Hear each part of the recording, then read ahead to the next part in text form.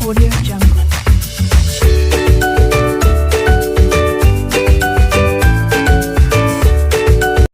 Okay, good morning everyone.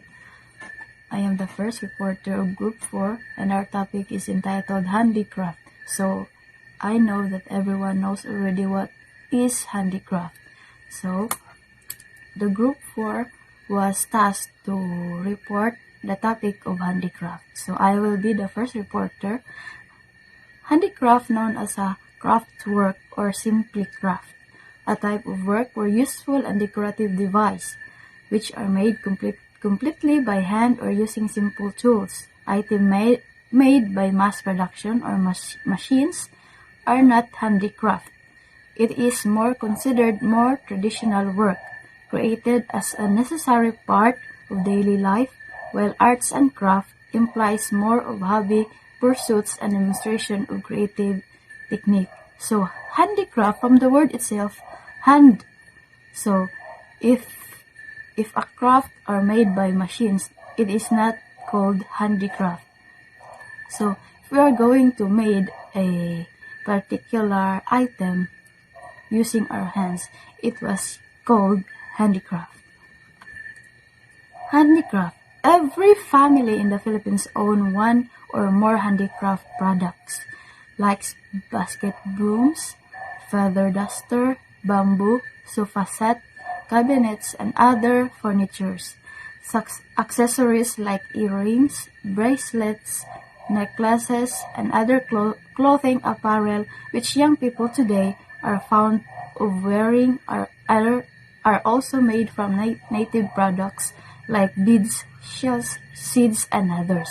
So, every family in the Philippines are owned their original handicraft, or even from another country, they are fun using materials that are made by Filipinos and called handicraft because it was made by all efforts and it was created unique. Handicraft are part of tangible cultural heritage of all nations.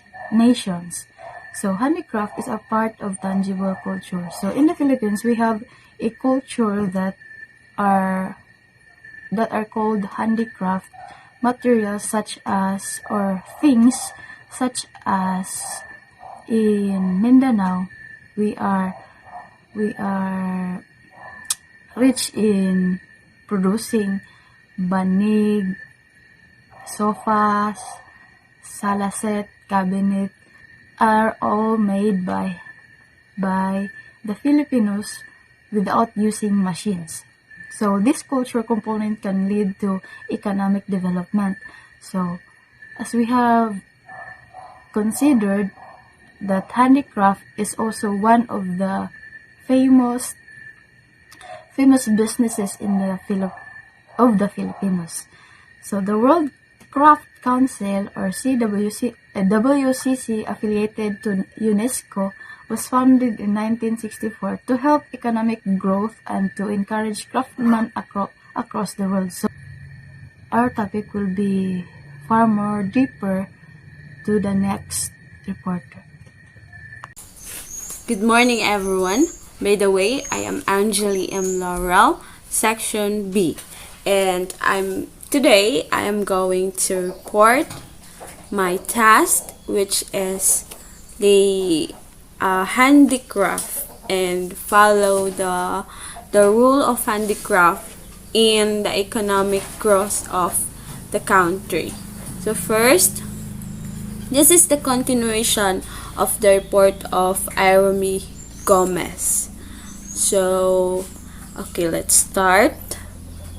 The Philippines is a country known for handicraft. It has lavish forests, which are sources of various raw materials such as fibers from plants. Our seas are abundant with different kinds of shells. Above all, Filipinos are very talented and creative. The Philippines is then recognized internationally for its artistic handicraft. Then, for me, I know that the Philippines is very creative and talented when it comes handicraft. In our barangay here in Loreto, their business and their products is more on made in or more on handicraft. They are going to produce basket, and mostly the people who are going to make this kind of handicraft is mostly ang mga indigenous people. Kay they are very creative, kanang makita jud nga kanang nagyud sila potential to make any handicraft. Mostly diri ang nabuhat na jud basket diri sa Loreto basket, and also ang mga cooperative diri is ang ilahang business also is bansuhan. So bansuhan, it's more on kanang mga kahoy nga gibuhat og furnitures, di ba, handicraft gyapon na. Then ang namuyo pud sa kaning daplin sa suba diri sa Agusan Marsh, daghan kaayo sila nabuhat nga mga butang nga made in what we call that, made in fibers from plants, banig. Daghan kaayo sila nabuhat nga banig, which is gabi siya kahalinon kay nindot kaayo siya with colors pa ang ibutang. Then wala may here in Loreto walay kuan sis or ing ana, pero which is we are abundant with water lily. So I know nga sa diri ang water lily is mabuhat siya nga sleepers. So daghan na kaayoy nagkuha diri og water lily as a raw materials para i-transact dito sa lain nga lugar nga para buhaton og chanelas. So grabe gyud kaayo ang Philippines, which is rich in raw materials, and then grabe kasikat ang products nga made of handicraft lang jud siya kaayo. So I conclude nga kita as a Filipino, we are creative and talented good when it comes to handicraft making. Other than the Philippines is then recognized internationally for its artistic handicraft. I know nga ang Philippines also is ga-import og mga handicraft made in handicraft dito sa lain nga lugar. So grabe gyud kaayo ka-importante ang product nga handicraft nga naa diri sa Pilipino, which is makatabang gyud siya sa economic growth, sa life sa mga people nga mostly baya jud kay ang buhat gyud ani is that jobless, wala kayo mga trabaho, mga individual nga nara sa balay. So di ba ang handicraft is makalingaw pud siya, if makalingaw tud siya, pero pwede pud siya mahimong negosyo. So next is the role of handicraft in the economic growth of the country. So the handicraft industry helps the economy by helping unemployed individuals become productive and skillful citizen. So sa akong giingon kaganina, gabi jud kaayo ka helpful ang handicraft. It's because ang aside sa kanang ang mga tao mahimong skillful, makatabag yun siya to have business. Makatabang siya sa mga tao nga walay trabaho, nga kung magtuon lang maka negosyo lang ani, increase good ang economic growth sa atong country. The industry has been a big help to boost the economy. Exports mean additional dollar reserves. So, 'di ba? Ang high value ang high value or ang economy ang ato adyong ang atong country is na boost ang economy. It's just because of this business of this handicraft making.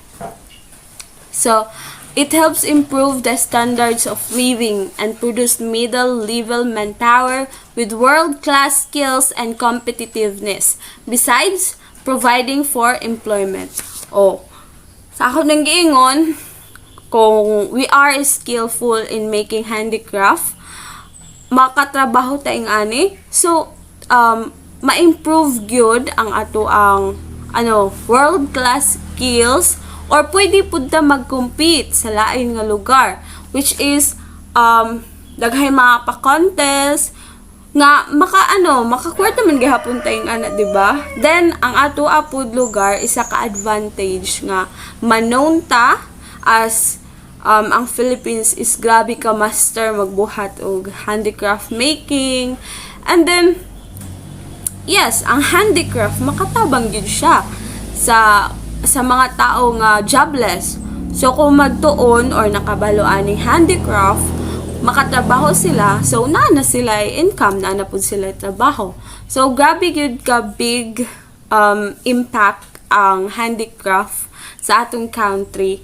Good day everyone. My name is Anton Emragas from BEd 2B, and I was assigned to discuss about the common handicrafts tools and their uses. So, let's start.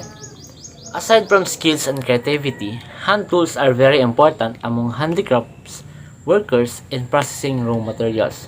So, in making handicrafts, kinahanglan yun nato og mga tools para mabuhat nato ang mga raw materials.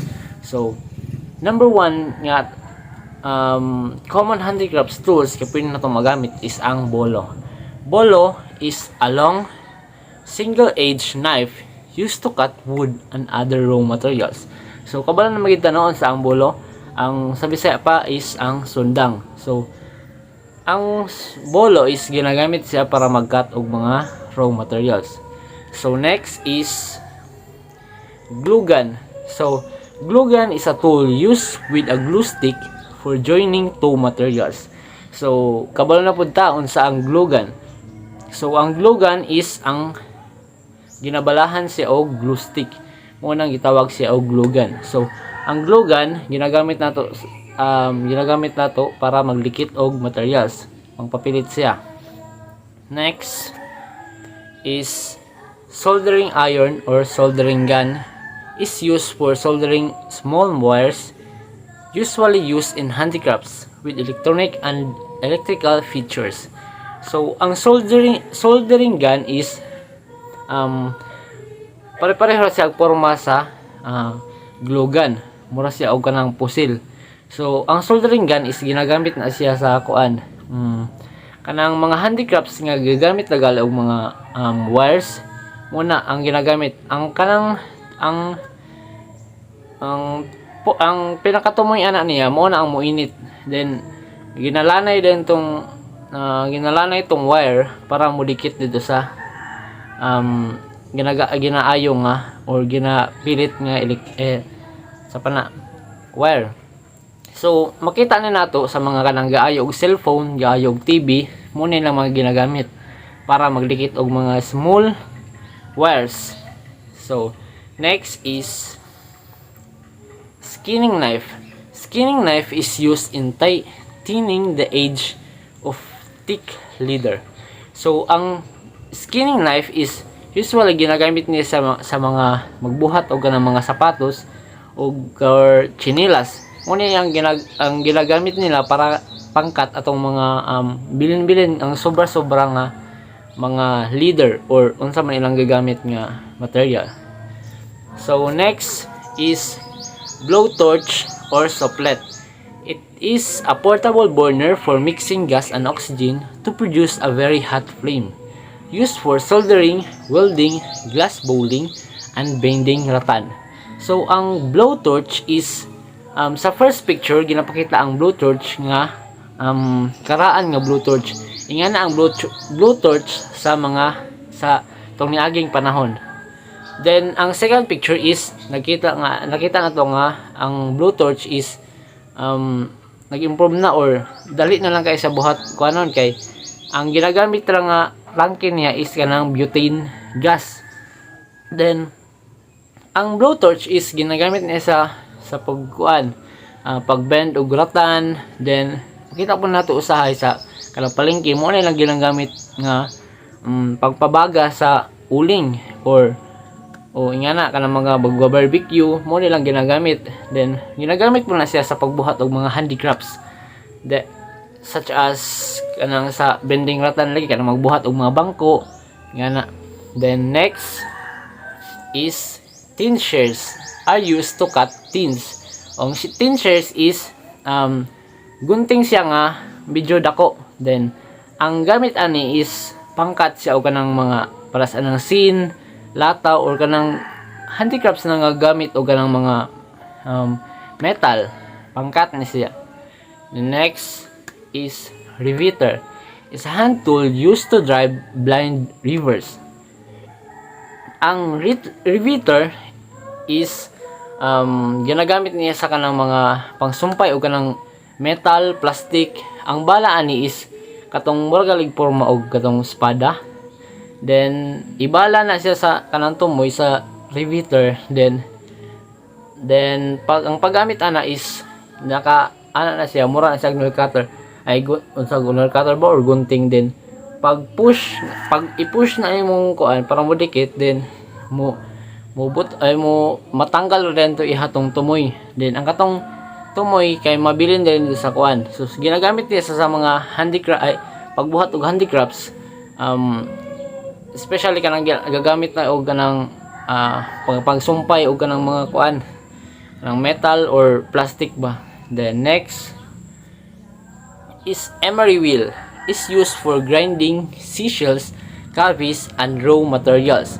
So ang emery wheels is usually ginagamit, daghan may klase sa emery wheels.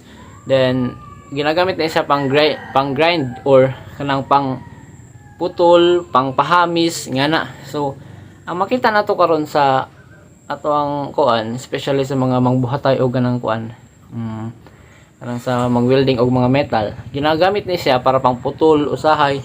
Ang uban kay napoy lahi nga emery wheel nga pangpahamis kani kay nasa picture, which is kanang pangpahamis sa mga metal nga pag humag-welding mo ni lang ginagamit para mahamis.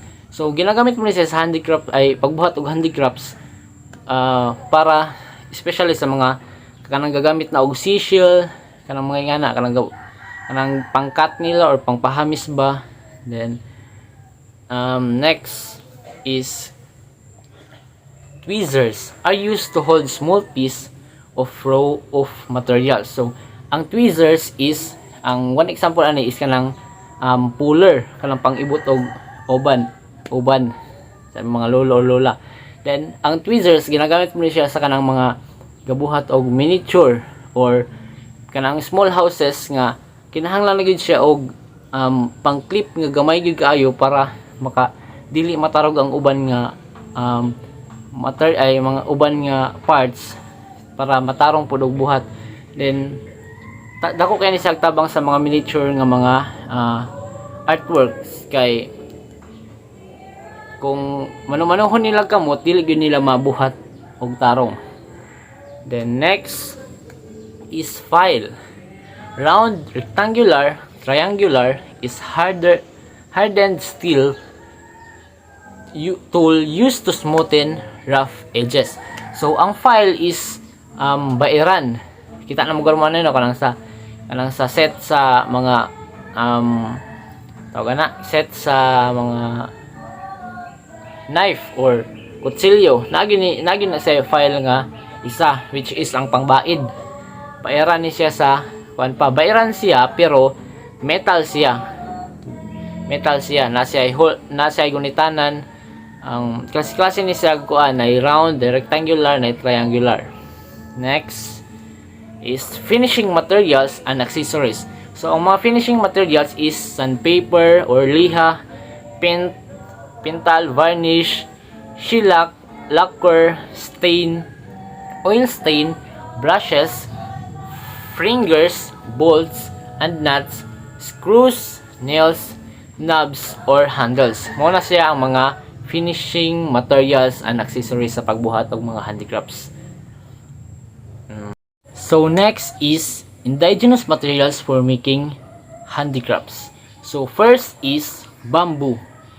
Improved bamboo varieties provide renewable supply of quality materials for handicraft need. The bamboo is also used to prevent soil erosion on hillsides and rivers. So, bamboo is one of the indigenous materials for making handicrafts. So, bamboo is one of the isa siya sa pinaka nindot nga substitute sa kung walay wood. And ang bamboo is ginagamit siya sa pagbuhat og mga furniture or other mga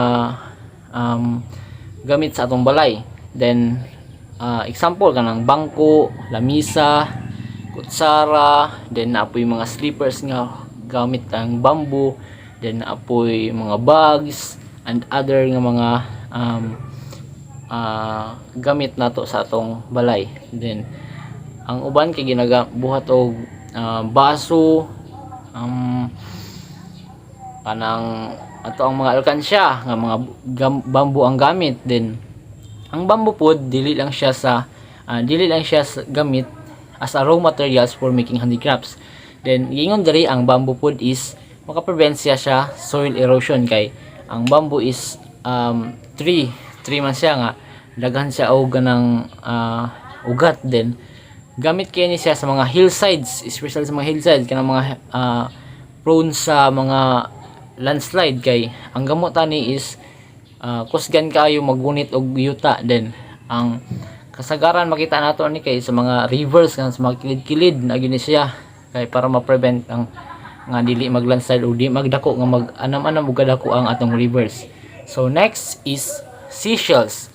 All natural seashells jewelry materials came from different kinds of fashionable sea jewels like polka, troca, black lip, blown lip, hammer, and nautilus. So ang seashells is one of the indigenous materials for making handicrafts.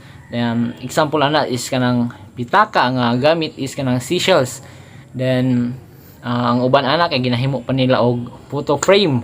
Ang uban kay palamuti sa balay kanang mga bitay-bitay like parol nga ana. Then ang uban kay kulintas, mga jewelry na ginagamit na sa pagbuhat og jewelry.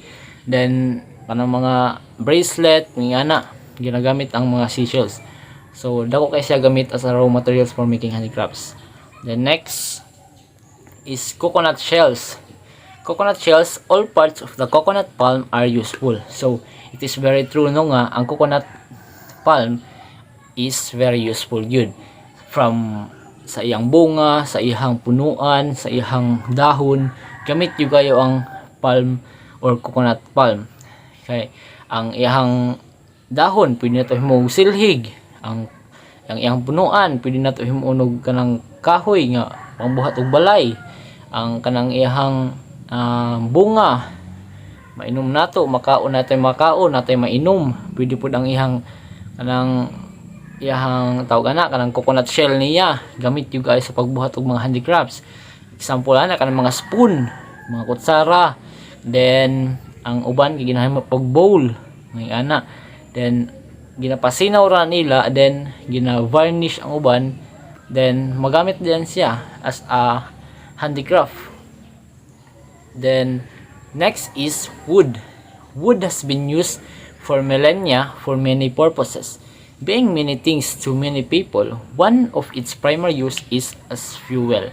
Yan, next is ang wood. Ang wood is pinakagamit ni siya karon nga panahon, especially sa pagbuhat ng mga balay, mga furniture, muna siyang maginagamit kasagaran. Then ginagamit siya sa pagbuhat ng mga handicrafts like mga toy, mga dulaan sa mga bata. Then ang uban is kasagaran jud ni kay furniture, kay woodman dako gid siya.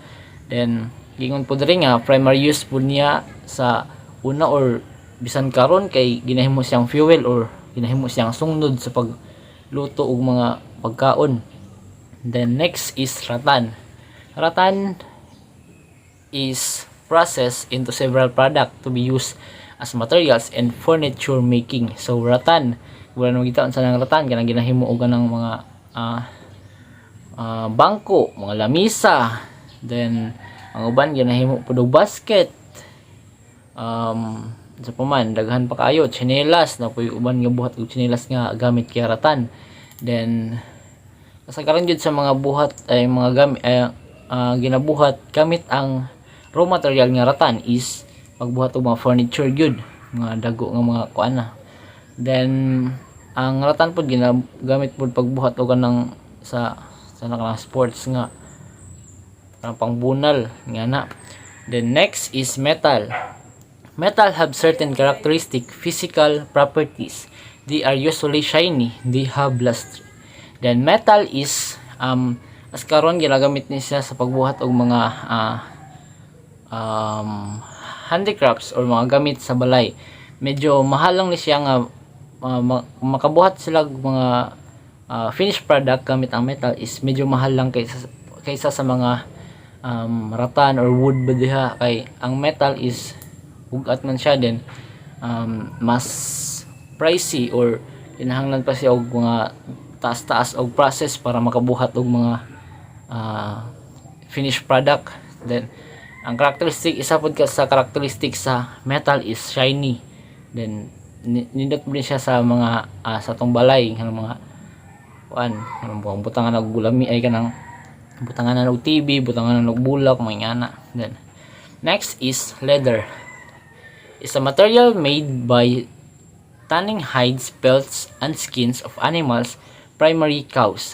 So, ang leather is one of the indigenous materials for making handicrafts, especially sa mga slippers, shoes, sa paman, pitaka, belt, ng mga bakos nato, then gamit na jacket, mo lang ginabuhat, mauna ang ginagamit nga raw material sa pagbuhat og mga finished product nga atong ginagamit or ginasuot nato sa matag adlaw. So ang leather pod is nindot siya nga raw material sa pagbuhat og mga handicrafts, kay leg on din shiny pod siya. Din ang leather pod is medyo mahal lang siya compare sa mga kanang mga tela-tela lang ang mga ginabuhat. And then ang next reporter is si LG nga Ruiz. Ang iha is safety measures in handicrafts making in shop work. Good day everyone, my name is LG Ruiz from BEd 2B. Safety measures in handicraft making in shop work. Number 1, a person's working in the shops must be properly attired. Also, long hair must be tied back to avoid it getting caught in weaving machinery. Number 2, the scene shop is an eye protection area and safety glasses are required whenever entering this space. Number 3, every effort should be made to keep your work area clean and organized. Number 4, smoking must not be allowed in the shop's area. Number 5, no person shall work in the shop while under influence of drugs or alcohol. Number 6, anytime that you have problem with any tool or machine, go to the teacher for assistance. And number 9, dangling necklaces or large rings, loose scarves, or loose sleeves should not be worn in the shop as they may get entangled in moving machinery. Number 10, always make sure that all power tools are turned off and the electrical power are disconnected before leaving the machine. Never leave an unattended machine running even for 1 second. Number 11, always unplug or disconnect from the power source or power tool before changing blades, bits, or attachments. Kaya basin di ay masunog or what. Or napay mahitabo nga kanang grabe na gid kayo nga kasunog. Number 12, if you don't know, ask. There is no such thing as dumb question. Only dumb mistake and injury. Number 7. At no time shall any student operate or attempt to operate any of the following pneumatic power tools without teacher's permission. Table saw, radial arm saw, circular saw, sabre saw, drill press, or any other tools without the teacher's permission. And lastly, number 8. Before operating any tools, make sure all wrenches, shock, case, or other foreign materials are clean of the machine's work. And that's all. Handicraft sample project and branches of handicraft. Craft sticks treasure chest. Slipper made from abaca and native grass. Seashell photo frame. Bags made from pandan straws. Kapis parol. Rattan chairs. Wood crafts. And seashells coin purse.